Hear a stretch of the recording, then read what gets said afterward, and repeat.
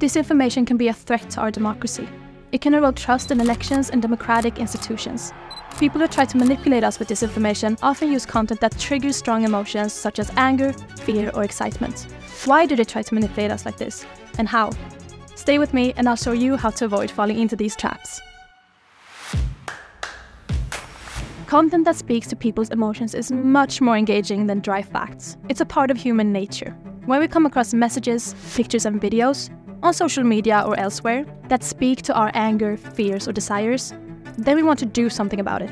Emotional content is not necessarily bad, but it can make it difficult for us to take a step back before reacting. It tears down our guard and makes us want to click, comment, and tell others.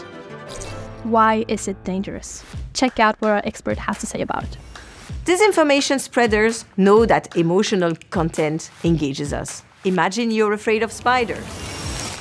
If somebody pushes a plastic copy of a big, hairy spider in front of you, your immediate reaction will probably be disgust and fear.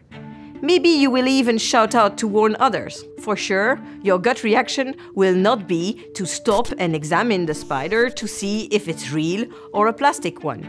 Disinformation works the same way. Somebody pushes content on you that raises your fear, anger or disgust in order to provoke a reaction without thinking. When we feel strong emotions, such as anger and fear, we are more likely to hit the like or share button without checking if the content is true.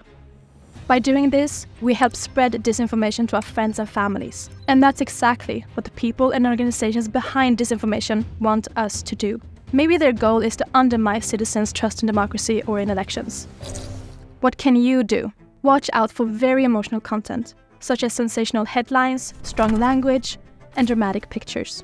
Be extra aware of pictures and videos, which manipulates your emotions much more easily than texts. It's easy to create completely fake pictures, completely fake videos with the use of artificial intelligence, the so-called deepfakes. Question what you see and read before you share. Things you would question if somebody told you face-to-face, you should also question online.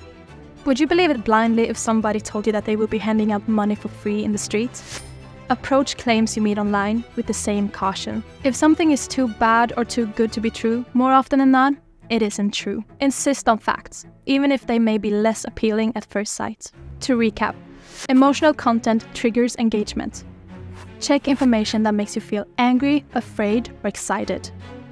Take a step back, pause and resist the reflex to react without thinking. Check out our website to learn more about the European Parliament and the 2024 European elections.